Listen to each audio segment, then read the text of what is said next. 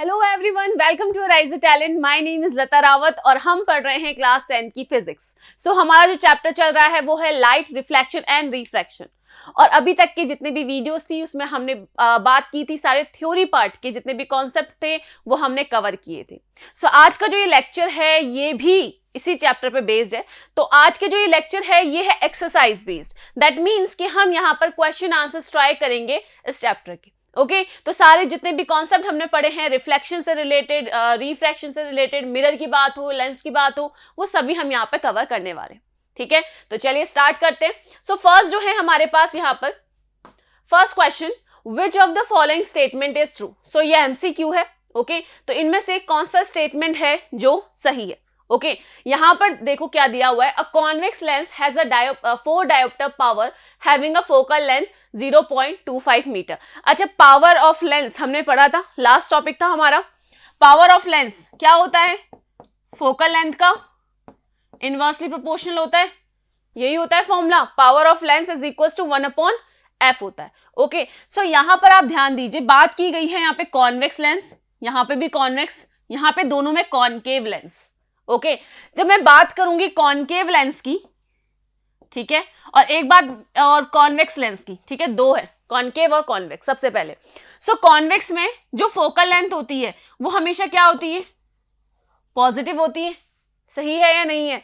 क्या होती है? पॉजिटिव होती है। और कॉनकेव में क्या होती है? नेगेटिव होती है।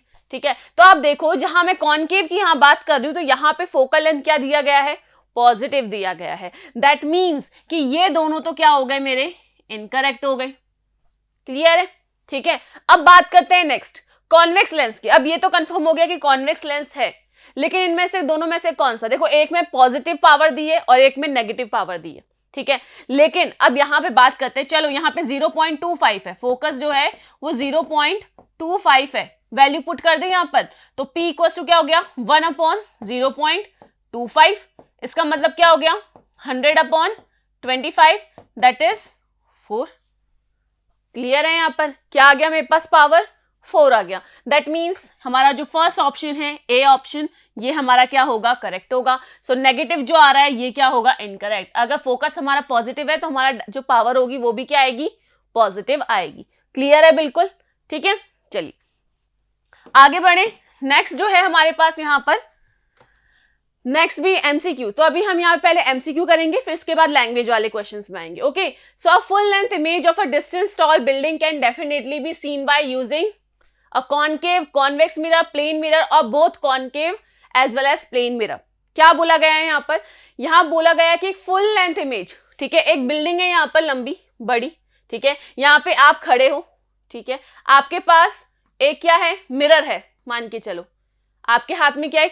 मिरर है। ओके अब यहां पर एक पूरी बिल्डिंग का, जो आपसे इतनी दूरी पर जो ये बिल्डिंग है, ठीक है, इस बिल्डिंग का क्या लेना है आपको? इमेज। कहां पे देखनी है? मिरर में देखनी है। तो वो मिरर कैसा होना चाहिए ताकि आप ये पूरी की पूरी बिल्डिंग को देख सको। ठीक है, तो अब आप बताओ, कॉनकेव होना चाहिए, कॉन्वेक्स होना चाहिए, प्लेन मिरर होना चाहिए, या कॉनकेव और प्लेन मिरर दोनों होना चाहिए? देखो यहां पर हम अगर बात करें कॉनकेव मिरर की, तो आपको पता है कॉनकेव मिरर क्या करता है? मैग्नीफाई करता है, मतलब और बड़ी इमेज बताएगा। ठीक है, तो आपने देखा होगा जो साइड मिरर्स होते हैं हमारी कार के, ठीक है, या फिर आपको फ्रंट में लगे होते हैं मिरर्स, तो वो कौन से होते हैं? कॉन्वेक्स होते हैं। वो क्या करते हैं? बड़ी जितनी भी ऑब्जेक्ट हो उसको एक छोटे से किस में लेकर आ जाते हैं? छोटे से इमेज में लेकर आ जाते हैं। दैट मीन्स वो कन्वर्ज कर देते हैं। यहां पर जो कॉन्वेक्स होगा हमारा, तो वो कॉन्वेक्स मिरर क्या आएगा? यहां पर सही आएगा। अब बात करें प्लेन मिरर की, तो प्लेन मिरर आपको पता है, प्लेन मिरर तो एग्जैक्ट सेम साइज का बनाता है। जो भी यहां पर ऑब्जेक्ट होगा और जो यहां पर इमेज बनेगी, दोनों की जो साइज होगी वो क्या होगी? सेम होती है। इसका नेचर है, ऑब्जेक्ट की साइज का ही हमें क्या मिलता है? इमेज मिलता है प्लेन मिरर में। क्लियर है? बिल्कुल। हमारा जो यहाँ पर आंसर होगा वो कौन सा होगा? बी। तो यहाँ पर जब भी हमें कोई बड़ी, जैसे कि कार की साइड वैल्यू जो मैंने बताई आपको, साइड का मिरर होता है, वो भी क्या होता है? कॉन्वेक्स होता है। ठीक है, वो भी क्या करता है? पीछे की बड़ी बड़ी गाड़ियों को क्या कर देता है? एक ही मिरर में हमें दिखा देता है। क्लियर है? बिल्कुल। चलिए नेक्स्ट देखिए यहाँ पर, a child is standing in front of a magic mirror. ठीक है, एक बच्चा है वो मैजिक मिरर के सामने खड़ा है। ठीक है, कुछ इस तरीके से, ये हमारे पास मिरर हो गया। ठीक है, और यहां पर एक बच्चा खड़ा है। ओके चलिए, तो she finds the image of her head bigger, ठीक है, उसने देखा कि जो उसकी यहां पर जो हेड दिख रहा है वो बिगर दिख रहा है अंदर, ठीक है, बड़ा दिख रहा है, and the middle portion of her body of the same size, जो बीच की बॉडी है वो सेम ही दिख रही है, ठीक है, and that of the leg smaller, और यहां पर जो पांव हैं उसके वो कैसे दिख रहे हैं, छोटे से दिख रहे हैं, मतलब 3 पार्ट में डिवाइड हो रहा है, एक में तो बड़ा दिख रहा है हेड, फिर यहाँ बीच में इसकी बॉडी सेम साइज की दिख रही है, और नीचे जो पांव है वो बहुत ही छोटे दिख रहे हैं as compared is original size, ठीक है। दैट मीन्स यहाँ पर जो ऑब्जेक्ट है उसके 3 तरीके की इमेज मुझे मिल रही है, एक में बड़ी मिल रही है, एक में सेम मिल रही है, और एक में क्या मिल रही है, छोटी मिल रही है। Okay, so the following is the order of combination, तो वो जो मिरर का जो कॉम्बिनेशन है, ऑफकोर्स ये बात है एक जैसा तो मिरर तो होगा नहीं, क्योंकि तीनों में अलग अलग तरीके से दिख रहा है, तो मतलब ये तीनों ही क्या होंगी, अलग अलग मिरर्स होंगी, जिन्हें क्या कर दिया गया है, कंबाइन कर दिया गया है। अब ये पूछा गया है कि कौन सा मिरर होगा, the magic mirror from the top से आप बताओ कि कौन से यहाँ ऊपर कौन सा मिरर होगा, फिर कौन सा मिरर होगा, नेक्स्ट कौन सा मिरर होगा, ठीक है। अब यहां पर देखो, जो साइज यहां पर इसकी जो बॉडी की थी वो क्या थी, साइज सेम थी, मतलब ये तो कौन सा होगा, प्लेन होगा, क्योंकि प्लेन मिरर ही है जो इक्वल साइज ही बनाता है, जो इमेज होती है वो इक्वल साइज की होती है एज ऑब्जेक्ट, यही होता है। अब बात करते हैं यहां पर ऊपर और नीचे वाले की। अभी हमने पढ़ा था, इससे पहले वाले में देखा हमने, कॉन्वेक्स मिरर क्या करता है, बड़ी चीजों को छोटे से इमेज में दिखा देता है, तो वो क्या कर देता है, बड़ी सी बिल्डिंग को क्या कर दिया था, एक छोटा करके दिखा दिया था, सेम इस पांव को छोटा करके बता दिया, दैट मीन्स ये कौन सा हो जाएगा, कॉन्वेक्स मिरर हो जाएगा। क्लियर है बिल्कुल, और जो बड़ा करके दिखा रहा है वो क्या हो जाएगा, कॉनकेव। क्लियर है बिल्कुल, ठीक है। तो यहां पर इसका जो हमारे पास आएगा क्या होगा, पहला तो कॉनकेव, टॉप से पूछना, टॉप से बताना है, concave, then plane and then convex, तो हमारा जो सी ऑप्शन है यहां पर वो करेक्ट होगा। क्लियर है बिल्कुल, ठीक है। चलिए अब आगे बढ़ते हैं, नेक्स्ट जो हमारे पास एमसीक्यू है, नेक्स्ट देखिए, focal length of the plane mirror is, अच्छा फोकल लेंथ, हमने मिरर और लेंस जब हमने पढ़ा था, स्फेरिकल मिरर हो या स्फेरिकल लेंस हो, तो वहां पे फोकल लेंथ हमने पढ़ी थी, लेकिन आपने ध्यान नहीं दिया, लेकिन प्लेन मिरर जो था उसमें क्या हमने फोकल कुछ वर्ड पढ़ा, फोकस या फोकल लेंथ कुछ पढ़ा, नहीं पढ़ा। तो अब वो यहां पर वही पूछा गया है, फोकल लेंथ जो होती है प्लेन मिरर की वो क्या होती है, ठीक है। अब इसको कैसे पता करो, हमने तो ये पढ़ा ही नहीं है टॉपिक, क्योंकि प्लेन मिरर में तो फोकस होता ही नहीं है, तो हम क्या बोल दें, नन ऑफ दीज, कुछ भी नहीं है, या जीरो है ही नहीं, क्या कहा जाए। तो आप ध्यान दीजिए, जब हम स्फेरिकल मिरर्स की बात करते हैं, ठीक है, मैं एक स्फेरिकल मिरर ले लूं, ठीक है, स्फेरिकल मिरर की बात करते हैं, तो हमने ये बोला है कि जब भी कोई पैरेलल लाइंस आएंगी तो वो कहां से पास होंगी, फोकस से पास होंगी, ऐसा ही है। क्लियर है बिल्कुल, यही होता है। लेकिन अब एक एज्यूम करो, भाई हम तो प्लेन मिरर ले लेते हैं, ठीक है, एक प्लेन मिरर मैंने यहां पर ले लिया, और ये हमारी प्रिंसिपल एक्सिस। ओके, अब मुझे ये रूल था स्फेरिकल मिरर्स में, क्या था कि कोई भी लाइट रे जब पैरेलल आती है प्रिंसिपल एक्सिस के तो फोकस से पास होके जाती है। चलिए यहां पे भी पैरेलल ले लेते हैं, ले लिया पैरेलल, इंसिडेंट करवा दी। अब आप मुझे बताओ, प्लेन मिरर में सीधी लाइट जा रही है, 90 डिग्री पे जा रही है एकदम एग्जैक्ट, तो वो वापस क्या हो जाएगी, रिटर्न हो जाएगी यहीं पर, ऐसा ही होगा, और रिटर्न होके वापस पैरेलल कहां से जाएगी, सीधे चली जाएगी, कहां तक, इनफाइनाइट तक। लेकिन हमने तो पढ़ा है कि वो तो जब भी जाएगी पैरेलल तो फोकस से पास होगी, तो ये एज्यूम कर लूं कि कहीं इनफाइनाइट पर कोई फोकस प्रेजेंट होगा। हमने ये पहले भी एज्यूम किया हुआ है कि कहां पर, एक फोकस पॉइंट पे, अगर कोई इमेज कोई ऑब्जेक्ट फोकस पे है तो उसकी जो इमेज होती है वो कहां चली जाती है, इनफाइनाइट पे चली जाती है, मतलब उसकी हाइट इनफाइनाइट हो जाती है। हम एज्यूम कर लेते हैं कि कहीं इनफाइनाइट पे वो पॉइंट क्या हो रहा होगा, मीट कर रहा होगा, हमें इमेज मिल रही होगी। सिमिलरली हमें यहाँ पे यही करना है, अगर मैंने यहाँ से 90 डिग्री का एकदम सीधे इंसिडेंट किया, वापस रिटर्न आ गई, ये जा रही है रिटर्न होकर रिफ्लेक्ट होकर कहां पर, इनफाइनाइट पर, दैट मीन्स कि हमारा जो फोकस होगा वो भी कहां होगा, इनफाइनाइट पे होगा, हम एज्यूम कर सकते हैं यहाँ पर। सो यहाँ पर हमें तो ये पता है कि फोकस से ही पास होगा, ये तो कंफर्म है, तो यहाँ पर भी कहां है, पैरेलल जा रही है तो कहीं ना कहीं होगा, दैट मीन्स कहां पर होगा, एट इनफाइनाइट। सो हमारा जो ऑप्शन नंबर ए है वो हमारा करेक्ट होगा। क्लियर है बिल्कुल, तो आप zero, negative, none of these आप नहीं लिखोगे, क्या होगा, इनफाइनाइट पे, क्योंकि हमारी रिफ्लेक्टिंग रे कहां जा रही है, इनफाइनाइट आगे बढ़ती ही जा रही है।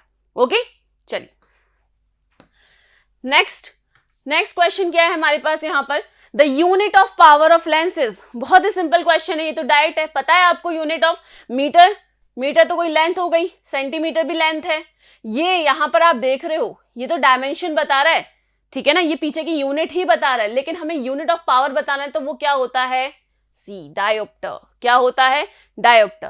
क्लियर है बिल्कुल, ठीक है। लेकिन हम अगर यूनिट बताएंगे पावर की, ठीक है ना, पावर को अगर हम बोलेंगे जैसे कि 2 है तो 2 डायोप्टर बोलेंगे, इस तरीके से बोलेंगे, और अगर मुझे बताना है तो मैं इसको इस तरीके से भी लिख सकती हूं, पर मीटर, ठीक है ना। तो यहां पर भी इसको क्या बोलेंगे, पावर ऑफ, जो भी हमारे पास पावर ऑफ लेंस होगा वो क्या होगा, 2 डायोप्टर पर मीटर। तो यहां पर ध्यान रखना, इसको इस तरीके से पीछे यूनिट लिख सकते हैं, लेकिन जो हम लेंगे यूज में वो क्या होगा, डायोप्टर, ठीक है ना। तो यूनिट क्या होती है पावर की, पावर ऑफ अ लेंस की, डायोप्टर होती है। ओके, तो सी ऑप्शन हमारा यहाँ पर करेक्ट है। क्लियर है, चलिए, तो बहुत सिंपल क्वेश्चन था, डायरेक्ट पूछा गया है। नेक्स्ट देखिए, अब यहाँ पर एमसीक्यू हमारे खत्म हो चुके हैं, अब आते हैं हम लैंग्वेज वाले पार्ट में। ओके, चलिए, an object is placed at a distance of 10 centimetre from a convex mirror और फोकल लेंथ 15 सेंटीमीटर। चलिए, क्या बोला गया है कि मेरे पास एक कॉन्वेक्स मिरर है, ठीक है, कुछ इस तरीके से ऑब्जेक्ट प्लेस किया गया है 10 सेंटीमीटर, यहां से कहीं 10 सेंटीमीटर में, तो ये जो डिस्टेंस है ये कितनी है, 10 सेंटीमीटर है। अच्छा, अब यहां पर डिस्टेंस, जो ऑब्जेक्ट की डिस्टेंस होती है उसको यू से मेजर किया जाता है, और किधर होता है वो, लेफ्ट साइड में होता है। साइन कन्वेंशन का यहाँ पे ध्यान रखना है, ये पूरा, ये क्या है मेरे पास, ओरिजिन है, पोल, ठीक है, तो इस साइड है, तो -10 सेंटीमीटर बोला जाएगा। ओके, समझ में आया। अच्छा, कॉन्वेक्स है यहाँ पर, then mirror of focal length is 15 centimetre. Focal length कहाँ आता है, इस तरफ आता है, क्योंकि कर्वेचर उधर की तरफ है, इधर आएगा, और ये कितना दिया गया है हमें, 15 दिया गया है, तो जो फोकल लेंथ होगा वो कितना होगा, 15 होगा, और पॉजिटिव 15 होगा क्योंकि वो ओरिजिन के उधर की तरफ है, पोल के राइट साइड में। ओके, या आपको यहाँ पे साइन कन्वेंशन ध्यान रखना है, ये एक्स एक्सिस जा रहा है, ये वाई एक्सिस जा रहा है, ये माइनस एक्स एक्सिस जा रहा है, ये माइनस वाई, तो यहाँ पर पॉजिटिव में होते हैं, ठीक है, इधर नेगेटिव होता है। सो ये ऑब्जेक्ट है, ये यू की डिस्टेंस आ गई, ये फोकस की डिस्टेंस हमें दे दी। So find the position and nature of the image. अब हमें पोजीशन पता करनी है और नेचर पता करना है। तो पोजीशन फाइंड करने के लिए हमारे पास क्या फॉर्मूला है, मिरर फॉर्मूला है। मिरर फॉर्मूला क्या होता है, रिलेशन है किस किस के बीच में, focal length, object distance and mirror distance. तो मिरर फॉर्मूला जो है हमारे पास वो क्या है, 1/v plus 1/u is equal to 1/f, यही है, ठीक है। यहां से मुझे क्या पता करना है, मुझे तो v की वैल्यू पता करनी है, ठीक है ना, ऑब्जेक्ट तो मुझे पता है, तो ये हो जाएगा 1/f माइनस 1/u। यहां से 1/ फोकस की वैल्यू कितनी, फोकल लेंथ की 15, ये माइनस u की वैल्यू क्या है, -10, दैट इज -1/10। सॉल्व करोगे तो यहां आ जाएगा 30, यहां हो जाएगा 15 2 ज़ा 30, ये प्लस और 10 3 ज़ा 30, दैट इज 5/30। क्लियर है, ठीक है, आगे बढ़ते हैं। अब यहां पर ये 1/v की वैल्यू आ गई हमारे पास 1/6, और v की वैल्यू आ गई +6। क्या आ गई, +6। क्लियर है, ठीक है ना, पॉजिटिव आ गया अपने आप, नेगेटिव साइन अपने आप ही हट गया, क्योंकि ये भी माइनस में था, ये इधर आया तो ये भी माइनस में हो गया, माइनस माइनस प्लस। क्लियर है, तो यहां पर +6 सेंटीमीटर। अब यहां से हम बहुत कुछ बता सकते हैं। सबसे पहले पोजीशन की बात की गई है, तो पोजीशन कहां होगा, देखो +6 में, तो कहां होगा, इधर राइट साइड में, ठीक है ना, तो इन बिहाइंड द मिरर, तो पोजीशन तो हो जाएगी यहां पर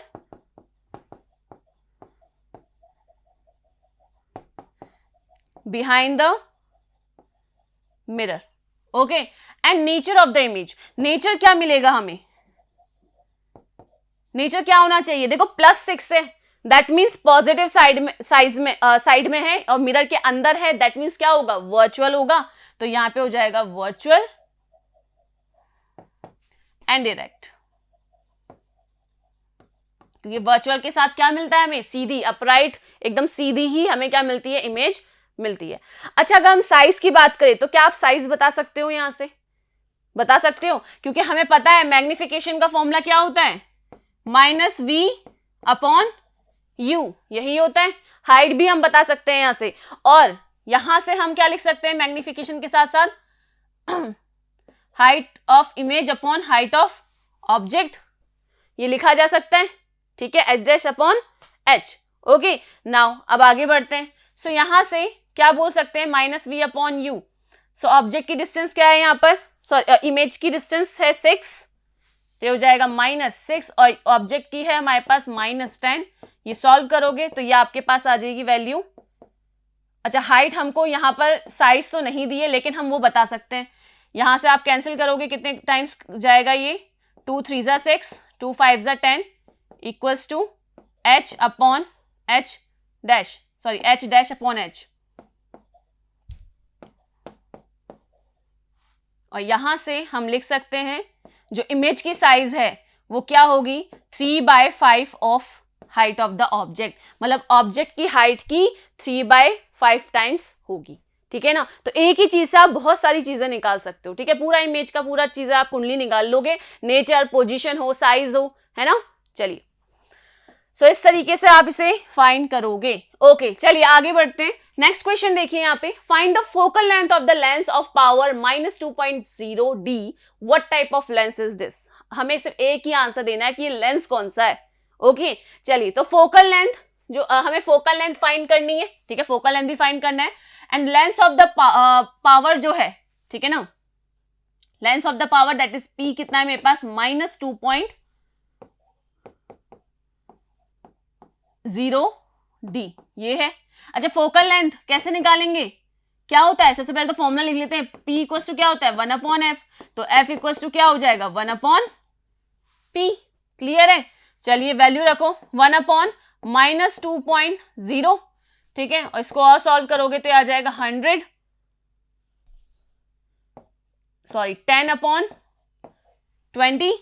ओके, तो माइनस में, और यहां आ जाएगा -1/2, क्या आ गया -1/2। तो मेरी जो फोकल लेंथ हो गई वो क्या हो गई यहाँ पे -1/2।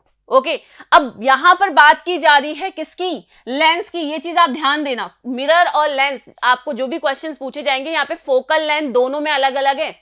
देखो, जब मैं मिरर की बात करती हूं तो फोकल लेंथ कौन सी, कॉन्वेक्स की पॉजिटिव होती है और कॉनकेव की क्या होती है, नेगेटिव, ठीक है। लेकिन अब मैं यहाँ पे बात कर रही हूँ कॉन्वेक्स लेंस।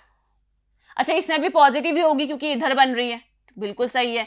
तो यहाँ पे फोकल लेंथ क्या हो गई, पॉजिटिव। लेकिन सारे केसेस में ऐसा नहीं होगा, ठीक है, जहां पर रियल भी बन जाती है तो वहां पे क्या होगा, नेगेटिव होगा। ओके, सो यहाँ पर लेंस, अब देखो यहाँ पर मुझे जो फोकल लेंथ मिल रही है वो क्या मिल रही है -1/2, क्या मिला जा रहा है -1/2। दैट मीन्स जो नेगेटिव साइन है, तो ये नेगेटिव साइन क्या शो कर रहा है कि जो मेरा फोकल लेंथ है वो किस साइड है, इधर की तरफ है। और जब मैं कॉनकेव की बात करती हूं इस तरीके से होता है, जब मैं यहां पर कॉनकेव की बात करूंगी तो यहां से कुछ इस तरीके से जाता है, ठीक है, यूं हो जाता है, तो मेरा फोकस कहां मिलता है, इधर मिलता है, तो पॉजिटिव साइड में मिलता है, ठीक है, सॉरी नेगेटिव साइड में मिलता है। दैट मीन्स कि ये तो पॉजिटिव है, ये नेगेटिव है। अब मुझे जो फोकल लेंथ क्या मिल रहा है वो क्या मिल रहा है, नेगेटिव मिल रहा है। दैट मीन्स मेरा जो लेंस होगा वो कौन सा होगा, कॉनकेव होगा। क्या होगा, कॉनकेव, क्योंकि यहां पर बात हो रही है लेंस की। लेंस में पॉजिटिव पॉजिटिव फोकल लेंथ मिलती है तो वो कॉन्वेक्स लेंस होता है, और अगर नेगेटिव फोकल लेंथ मिलेगी तो क्या मिलेगा हमें, कॉनकेव लेंस। दैट मीन्स कि हमारा जो फोकस है वो क्या आ रहा है, नेगेटिव आ रहा है, so it is a concave lens. Clear है बिल्कुल, ठीक है। चलिए, सो हमने यहाँ पे फोकस लेंथ भी फाइंड करी और साथ ही साथ ये भी फाइंड किया कि वो लेंस कौन सा है। ओके, चलिए, so Rohit placed a pencil perpendicular to the principal axis in front of a converging mirror of a focal length 30 centimeter. क्या बोला गया है, रोहित ने एक पेंसिल को परपेंडिकुलर प्लेस किया एक प्रिंसिपल एक्सिस पे in front of a converging mirror. कौन सा मिरर, कन्वर्जिंग मिरर। अब आप देखो यहां पर इस तरीके से, ये हमारे पास क्या हो गया, कॉनकेव मिरर। अब कन्वर्जिंग है, क्यों, क्योंकि ये क्या करता है, यहां से आने वाली सभी को क्या करता है, कन्वर्ज करता है। क्लियर है, बिल्कुल कर रहा है कन्वर्ज। सो ये क्या कहलाएगा हमारा, कन्वर्जिंग मिरर। अब बात हो रही है यहाँ पे कन्वर्जिंग मिरर की, जिसमें बोला गया कि फोकल लेंथ जो है वो है 30 सेंटीमीटर। कितना है, फोकस यहां पर है और जो ये फोकस है ये कितना है, 30 सेंटीमीटर है पोल से। ओके, चलिए आगे देखिए, the image formed in twice the size of the pencil. जो इमेज फॉर्म हुई, अब देखो यहाँ पर पेंसिल यहाँ पे फोकल लेंथ 30 सेंटीमीटर है और हमें ऑब्जेक्ट की साइज नहीं दी है, तो मुझे यहाँ पे ऑब्जेक्ट की साइज तो नहीं दी, लेकिन यहाँ पर h मान ले, ये तो क्या है ऑब्जेक्ट की हाइट यही होती है, और यहाँ पर h डैश जो है ये होती है इमेज की, और इन दोनों में क्या दिया गया है, the image is formed is twice the size, जो साइज है इमेज की वो क्या है twice the size of the object, तो ये मुझे एक गिवन है h dash is equals to 2h। ध्यान देना है यहाँ पर, ये ऑब्जेक्ट की हाइट है, ऑब्जेक्ट का साइज हो गया ये इमेज का, और दिया गया है जो इमेज की साइज है वो है ट्वाइस ऑफ द पेंसिल, तो पेंसिल का ट्वाइस है, दैट मीन्स जो ऑब्जेक्ट की हाइट है उसका क्या है डबल है, मिल गया यहाँ पर। चलिए now calculate the distance of the object from the mirror, अब हमें फाइंड करना है डिस्टेंस ऑफ द ऑब्जेक्ट, मतलब मुझे u फाइंड करना है, क्या फाइंड करना है u, मतलब ऑब्जेक्ट की डिस्टेंस फाइंड करनी है, कहां से, पोल से, क्लियर है। और फोकस लेंथ हमें यहाँ पे फोकल लेंथ जो है वो हमें दी गई है, अच्छा कन्वर्जिंग मिरर है तो फोकल लेंथ क्या दी जाएगी यहाँ पर +30 लिया जाएगा, सॉरी -30 लिया जाएगा, क्लियर है, ठीक। चलिए अब आगे बढ़ते हैं, अब हमें ये चीजें दी गई हैं और हमें वैल्यू फाइंड करनी है।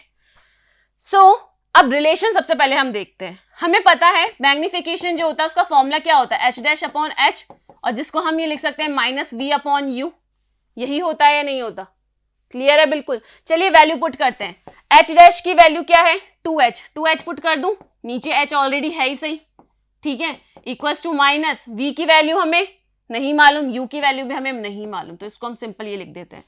सॉल्व करोगे तो यहां से मुझे v की वैल्यू मिल जाती है -2u, क्लियर है। अब मैं क्यों इमेज की निकाल रही हूँ यहाँ पे डिस्टेंस, क्योंकि इसको मैं कौन से फॉर्मूले में, मिरर जो फॉर्मूला है उसमें पुट कर दूंगी और v को रिमूव कर दूंगी, तो इसलिए मैंने v की वैल्यू क्या निकाल दी -2u, क्या निकला -2u, क्लियर है, ठीक है। चलिए अब वैल्यू पुट करते हैं। अच्छा अब यहां पर एक और चीज ध्यान देना, यहां पे दो केसेस बनते हैं, एक तो केस होगा जहां पर v क्या होगा वर्चुअल भी बन सकता है, और हमने देखा है ना कि जो कॉनकेव मिरर होता है वो वर्चुअल इमेज ही बनाता है और रियल इमेज ही बनाता है अपने अलग अलग केसेस पे, तो हम यहाँ पे दो तरीके लेंगे, एक तो -2u भी लेंगे और एक बार क्या लेंगे +2u भी लिया जाएगा, ठीक है, जहां पर वो क्या होगा इमेज कहां पे बनाएगा वर्चुअल, और ये जो बना रहा है नेगेटिव में अगर हमारे पास आता है तो कहां पे बना रहा है वो रियल इमेज बना रहा है, क्लियर है। तो यहाँ दो केसेस को हम लेकर चलेंगे, ओके, एक बार तो -2u और एक बार +2u, क्लियर है। चलिए अब आगे बढ़े, अब यहां से मिरर फॉर्मूला से मेरे पास आ गया 1/v + 1/u is equal to 1/f, clear है। चलिए v की जगह क्या रख देंगे -1/2u प्लस ये 1/u इक्वल टू 1/-30, ठीक है, फोकल लेंथ हो गई 30। चलिए आगे वैल्यू पुट करते हैं, इसको आगे सॉल्व करें तो यहां पर आ जाएगा 1/u कॉमन लेंगे तो -12 प्लस 1 इक्वल्स टू 1/-30, एंड 1 में से -12 हो गए तो हाफ, 1/2u इक्वल्स टू 1/-30, और u से वैल्यू हम निकालें तो ये हो जाएगा -15, कितना आ गया माइनस, तो यहां पे अब देखो पूछा क्या गया था, यही पूछा गया था कि कितना आ गया -15, लेकिन एक बार हम दूसरा केस क्या लेंगे v equals to +2u, that means कि अगर हमारी जो इमेज है वो वर्चुअल बनी तो, क्योंकि कॉनकेव में वर्चुअल भी बनती है, अगर हम वर्चुअल लेके चलें तो अब यहां पर एक तो मेरे पास आ गया आंसर u इक्वल्स टू -15, क्या लेके चलेंगे सेंटीमीटर, तो ये हो जाएगा सेंटीमीटर, ठीक है, ये एक आंसर आ चुका है, क्लियर है। अब जब दूसरा केस होता है कि जब मेरी जो इमेज है वो क्या है वर्चुअल अगर इमेज मिलती है, if image is virtual, ठीक है, अगर इमेज वर्चुअल मिलती है, अब पुट करो यहाँ पे फॉर्मूला है 1/v 1/u is equal to 1/f, 1/v की value 1/2u plus 1/u equal to 1/f, 1/u common लो, 1 प्लस हाफ कितना हो जाएगा 3/2 इक्वल टू 1/f, अच्छा f की वैल्यू पुट कर दें यहाँ पर कितना हो जाएगा -30, यहां से वैल्यू निकालें u की तो ये हो जाएगा -30 × 3/2, सॉल्व करोगे कितनी बार कैंसिल होगा ये, 15 3 जा 45, दैट इज -45 सेंटीमीटर, ये भी हमारे पास वैल्यू आएगी। क्लियर है? ठीक है, यहां पर 15 पर भी होगा अगर हमारी इमेज क्या होगी, रियल। इस वाले केस में क्या है, इमेज अगर रियल बन रही है तो, और अगर इमेज क्या बन रही है, वर्चुअल बन रही है, तो दैट मीन्स कि हमारा जो ऑब्जेक्ट होगा वो कहाँ होगा, 45 सेंटीमीटर पे। ठीक है ना? क्लियर है? पोल से। सो इस तरीके से आप इसे करोगे। ठीक है, चलिए आगे बढ़े, नेक्स्ट क्वेश्चन। अब देखो इस वाले क्वेश्चन में अभी हमने देखा कि दिखने में तो लग रहा है कि वही आंसर है, लेकिन जरूरी नहीं है। हमें ये भी देखना है कि मिरर की बात हो रही है, कौन से मिरर की। अगर कॉन्वेक्स की बात करते हैं तो हमें पता है कॉन्वेक्स में हमेशा वर्चुअल ही बनती है इमेज, लेकिन कॉनकेव में एक केस ऐसा भी होता है जहां पे पोल और फोकस के बीच में हमें डिस्टेंस मिलती है, जो वो वहां पे जो अगर ऑब्जेक्ट प्रेजेंट होता है तो वो कहां पर बनाता है, लास्ट में हमें कहां मिलती है इमेज, हमें मिलती है कहां पर, वर्चुअल पे, और सारी जो बाकी पॉसिबिलिटीज है ऑब्जेक्ट की उसमें कहां मिलती है, रियल में मिलती है। क्लियर है? चलिए अब आगे देखिए, an object is placed at distance of 25 centimetre away from a converging mirror of a focal length 20 centimetre. क्या बोला गया है, एक ऑब्जेक्ट है वो 25 सेंटीमीटर रखा हुआ है कन्वर्जिंग मिरर के, ठीक है ना, focal length 20 centimetre, focal length 20 centimetre है, कन्वर्जिंग है, तो कितना हो जाएगा, -20 सेंटीमीटर। ऑब्जेक्ट की जो जगह बताइए कितना रखा हुआ है, -25 लिखेंगे क्योंकि हम लेफ्ट में ले रहे हैं, इधर की तरफ से ले रहे हैं। ठीक है ना, कन्वर्जिंग लेंस ये आ गया हमारे पास, और यहां पर हमारे पास फोकस है, और यहीं पे कहीं पर ऑब्जेक्ट है, तो ये किधर की साइड कौन सी होती है, नेगेटिव होती है, इधर की साइड कौन सी होगी, पॉजिटिव होगी। क्लियर है? ठीक है, चलिए discuss the effect of nature and position of the image if the position of the object changes from 25 to 15। अब ध्यान दीजिएगा, अब क्या बोला है इसमें, बस हमें ना चेक करना है, हमें सिर्फ एक एक्सपेरिमेंट करने को कहा गया है। ठीक है, क्या करने को कहा गया है, एक बार तो आप ऑब्जेक्ट को यहां रखो, ठीक है, देखो इमेज कैसी बन रही है, उसका नेचर क्या है, उसका साइज क्या है, और फिर एक बार आप 15 सेंटीमीटर पे रखो, और फिर आप जज करो कि भाई इसमें क्या हो रहा है और इस वाले में क्या हो रहा है। ठीक है, एक बार ऑब्जेक्ट को यहां रखा तो कैसी इमेज आ रही है, इधर रखा तो कैसी इमेज आ रही है। Okay, and justify your answer without using mirror formula. यहाँ पे हमें मिरर फॉर्मूला की भी हेल्प नहीं लेनी, मतलब कोई फॉर्मूला भी पुट नहीं कर सकते हम यहाँ पर अब। ठीक है, चलिए देखते हैं कि हो क्या रहा है यहाँ पर। अब यहाँ पर हम क्या करते हैं, वैल्यू के हिसाब से रखते हैं। ठीक है, कहां पर फोकस होगा, कहां पे क्या होगा। ठीक, चलिए अब बोला क्या गया है, फोकल लेंथ जो है वो 20 सेंटीमीटर हमें पता है, कन्वर्जिंग लेंस है तो यहाँ पे मान लेते हैं 20 सेंटीमीटर पे हमारा फोकल लेंथ है, और सेंटर ऑफ कर्वेचर जो मेरे पास आएगा वो कहां पर आ जाएगा, 20 का डबल होता है 40 सेंटीमीटर पे। क्लियर है? यहां से ये 20 सेंटीमीटर पे और ये 40 सेंटीमीटर पे। क्लियर है? पहले मैं ऑब्जेक्ट में कहां रख रही हूं, इधर रख रही हूं, इन दोनों के बीच में रख रही हूं, किन दोनों के, कर्वेचर और फोकल के बीच में। अब यहां पर जो इस वाले केस में u की वैल्यू क्या है मेरे पास, -25, तो ये मैं इसको u1 बोल देती हूं। पहले ऑब्जेक्ट को मैंने कहां रखा, 25 सेंटीमीटर इधर रखा।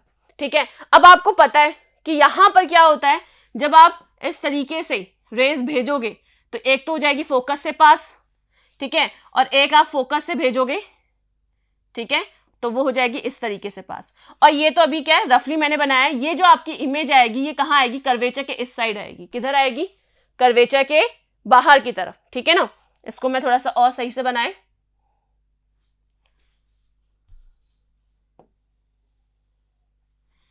कुछ इस तरीके से निकालो, कुछ इस तरीके से निकालो, ऐसे कुछ तरीके से। ठीक है, तो यहां पर मैंने जब एक पैरेलल बीम भेजी तो वो फोकस से पास हो गई, एक बार मैंने फोकस से निकाला तो वो नीचे पैरेलल निकल गई, यही होता है।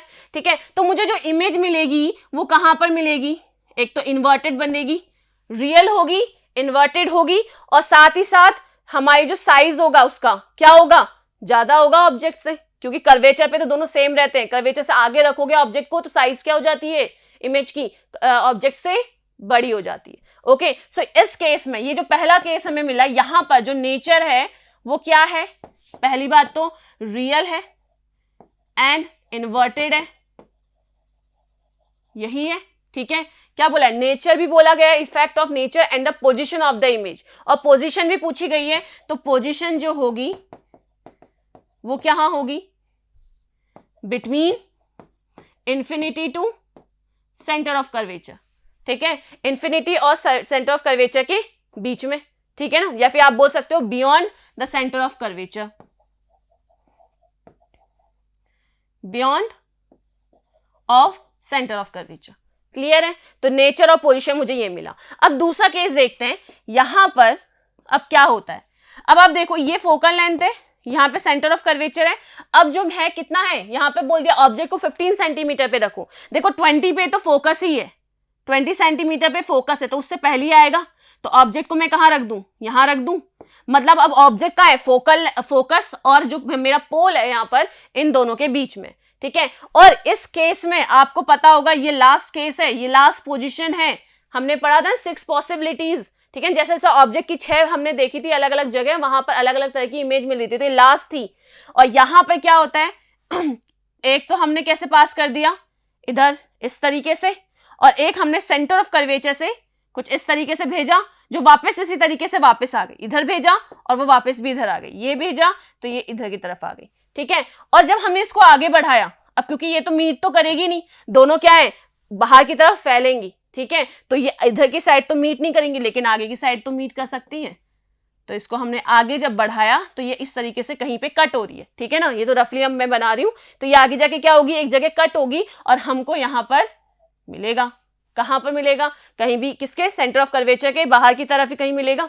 ठीक है, सो ये मुझे किस तरीके से मिला, ये इमेज कहां मिली, बियॉन्ड द मिरर, मिरर के बिल्कुल बिहाइंड में। ठीक है, तो यहां पर मुझे ये जो इमेज मिली कैसी मिली, वर्चुअल मिली। तो अब यहां पर अगर मैं नेचर की बात करूंगी तो जो नेचर आ जाएगा यहां पर, वो तो क्या आ जाएगा, वर्चुअल आएगा। और आप देखोगे इरेक्ट है, सीधा खड़ा है एकदम। ठीक है, तो वर्चुअल एंड इरेक्ट। ठीक है, दूसरा क्या है यहां पर, जो साइज है वो क्या होगी, ग्रेटर देन ऑब्जेक्ट, ऑब्जेक्ट से क्या होगी, बड़ी होगी। साफ साफ दिख रहा है। ठीक है ना, क्योंकि सेंटर ऑफ कर्वेचर पे बराबर होती है, उसके बाद और पास लेकर आओगे तो साइज बड़ी होती जाएगी। क्लियर है? तो इस तरीके से, और अगर पोजीशन भी बताना चाहो तो कहां, behind the mirror. Okay, clear है? तो इन दोनों में इस तरीके से डिफरेंस आ जाएगा। मतलब ऑब्जेक्ट अगर यहां होगा तो कुछ इस तरीके की इमेज हमें मिलेगी, और अगर ऑब्जेक्ट इन दोनों के बीच में होगा तो इस तरीके की इमेज हमें मिलेगी।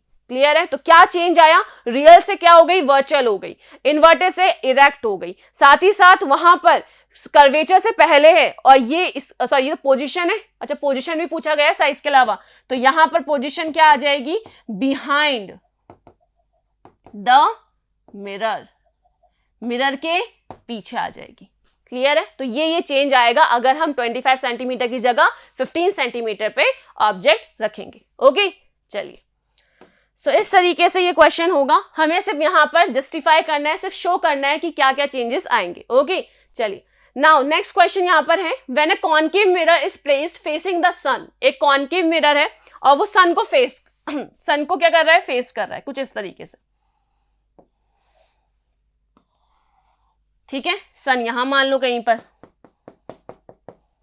आगे क्या बोला गया है, the sun's rays converge to a point 10 centimetre from the mirror. बोला गया है जो सन से रेज आ रही हैं वो कहां पे कन्वर्ज हो रही है, इस जगह पर कन्वर्ज हो रही है, कहां तक, 10 सेंटीमीटर, पोल से कितनी दूरी पर, 10 सेंटीमीटर। अब यहां से इस लाइन ने हमें एक हिंट दिया है। क्या हिंट दिया है, सन से रेज आ रही है, और हमने पढ़ा है जब अब सन कहां पर है, इनफाइनाइट पोजीशन पर है, बहुत दूर है वो तो, और वहां से रेज आएंगी तो कैसी आएंगी, पैरेलल आएंगी। और अगर कोई पैरेलल रेज आ रही हैं तो वो कन्वर्ज कहां पर होंगी, फोकस से।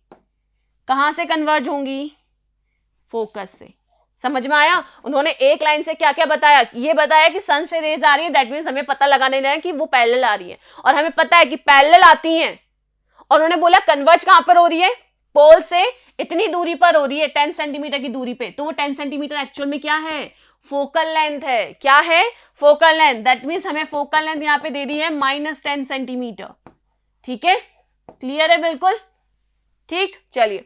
Now if you place a 2 centimetre long candle, 2 centimetre long मतलब मुझे ऑब्जेक्ट की हाइट दे दी गई है।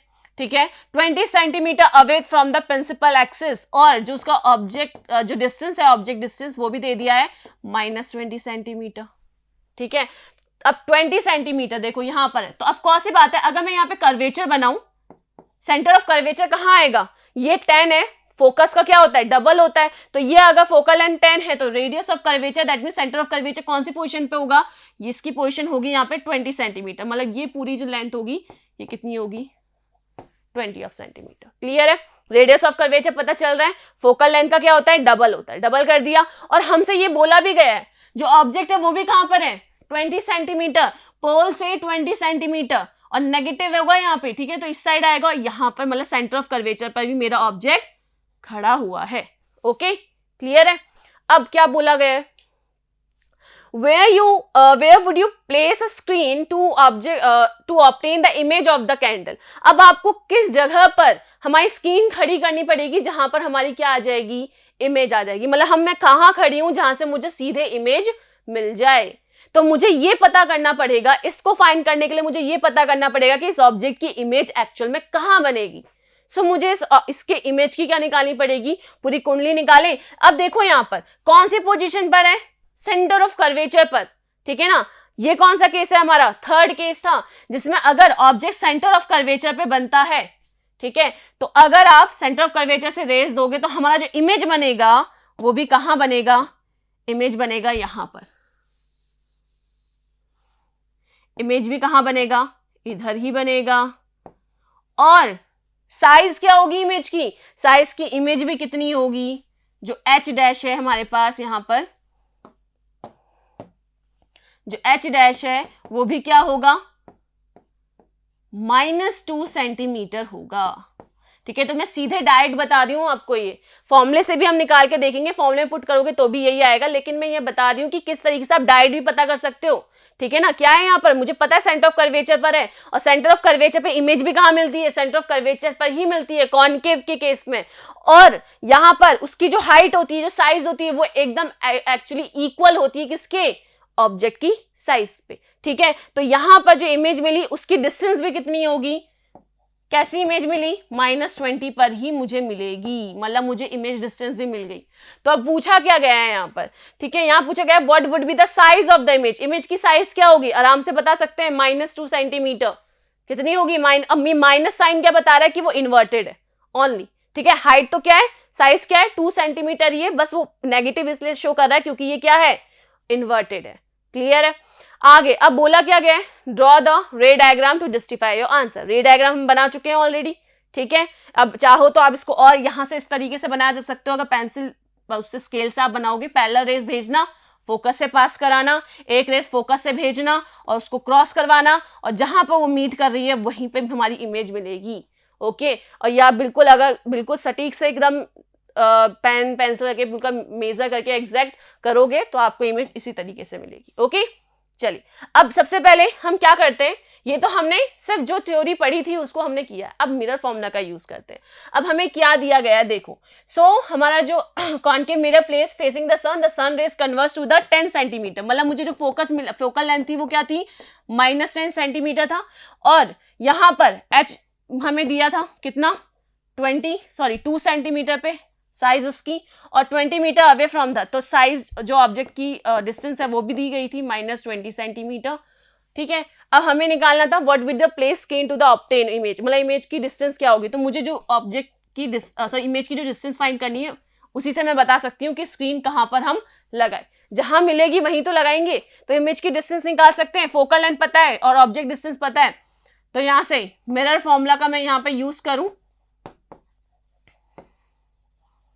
तो क्या होता है, 1/v + 1/u = 1/f, तो 1/v = क्या हो जाएगा, 1/f - 1/u, सो 1/v = 1/f की वैल्यू है -10, यहाँ पर माइनस, और u की वैल्यू जो है हमारे पास क्या है, -20। आगे सॉल्व कीजिए, 1/v = ये हो जाएगा -1/10 + 1/20, कॉमन आ जाएगा 20, 10 2 दैट इज -2 + 1 दैट इज -1/20, और v की वैल्यू क्या आ गई, -20। आ रही है आराम से, आया नहीं आया, डायरेक्ट आया। तो ये 1/v की वैल्यू है -1/20, v की वैल्यू हो गई -20। अब -20 है, देखो ऑब्जेक्ट की डिस्टेंस भी कितनी है, -20 है, मतलब इधर की तरफ लेफ्ट साइड में 20 सेंटीमीटर बना रहा है, और वो भी कहाँ पे बना रहा है, 20 सेंटीमीटर, मतलब दोनों ही सेंटर ऑफ कर्वेचर पे बना रहे हैं। आ गया आसानी से। और क्या पूछा गया है साथ ही साथ, where would be the place, बस यही पूछा गया है, नेचर वेचर की कोई बात ही नहीं की गई है। अच्छा यहाँ पे what would be the size of the image, size भी पता कर लें क्योंकि हमें यहाँ पर h दिया गया है, height of the object find कर सकते हैं, हमें पता है मैग्निफिकेशन का फॉर्मूला क्या होता है, -v/u, और वही इक्वल होता है h'/h के, ठीक है, -v, तो ये माइनस, और यहाँ पर ऑब्जेक्ट भी कितना है -20, नीचे ये भी कितना है -20 इज इक्वल्स टू, यहाँ पर h' क्या है हमारे पास, और h' तो पता ही नहीं है, वो फाइंड करना है, और h क्या है हमारे पास 2, ठीक है, चलिए इसे फाइंड कर लेते हैं एक बार।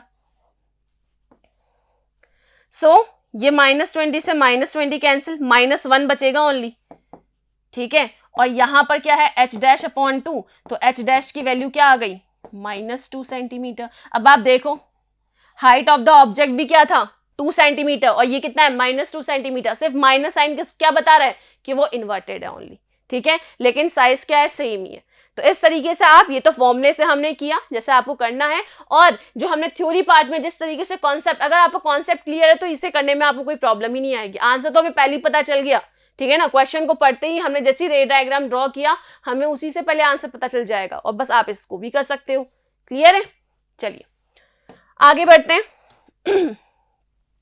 नेक्स्ट देखिए यहाँ पर, the refractive indices of glass and water with respect to vacuum are 3/2 and 4/3 respectively. क्या कहा गया है, जो रिफ्रैक्टिव इंडेक्स है किसका, ग्लास का, और वाटर का विद रिस्पेक्ट टू वैक्यूम, मतलब नीटा ऑफ किसका, ग्लास का, वो क्या है 3/2 है, ठीक है, और नीटा ऑफ वाटर का ये कितना है 4/3 है, क्लियर है।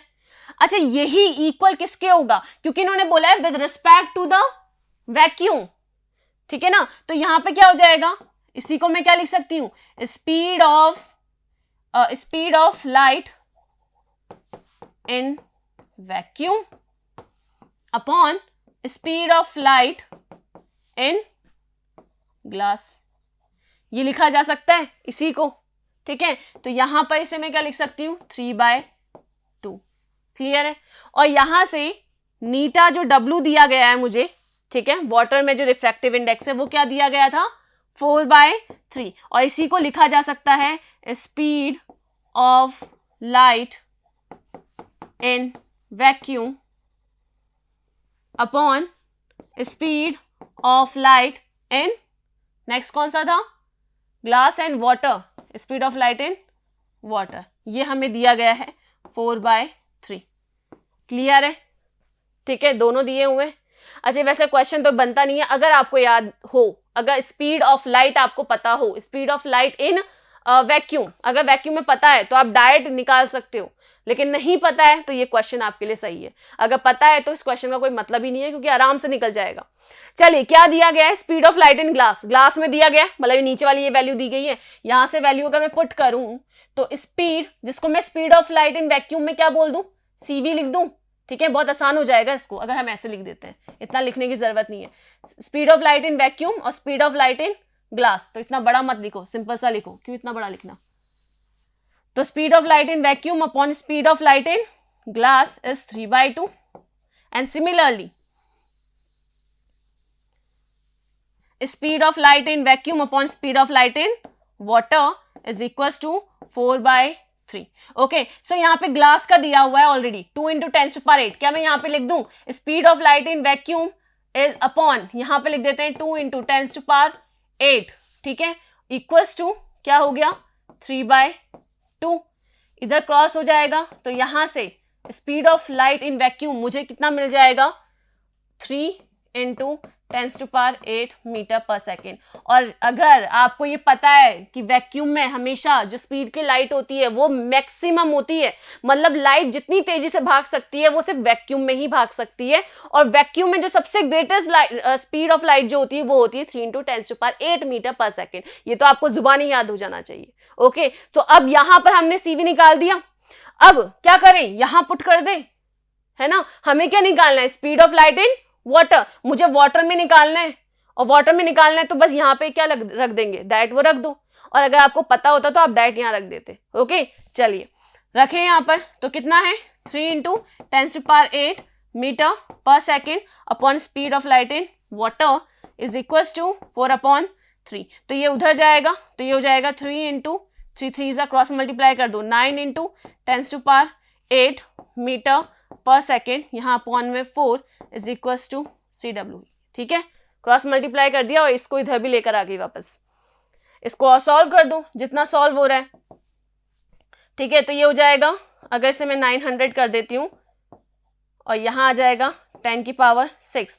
तो ये 4 से कैंसिल होगा कितने टाइम्स, 4 2 ज़ा 8, 10 आएगा, 4 2 ज़ा 8 और 4 5 ज़ा 20, 225 कितना आएगा, 225 इंटू 10⁶ मीटर पर सेकेंड, ये हो जाएगी speed of light in water. Okay, और पॉइंट इधर लेकर आ जाए, 2.25 इंटू 10⁸ मीटर पर सेकेंड, इस तरीके से भी लिखा जा सकता है। क्लियर है, तो ये है लाइट की स्पीड कहाँ पर, वाटर पर। ठीक है, वाटर में लाइट की स्पीड क्या होती है, 2.25 इंटू 10⁸ मीटर पर सेकेंड। इस तरीके से आप फाइंड करोगे। ओके, चलिए। सो ये हमारा चैप्टर इसी वीडियो में, इसी लेक्चर में यहीं खत्म होता है। मिलते हैं नेक्स्ट वीडियो में एक नए चैप्टर के साथ। Thank you.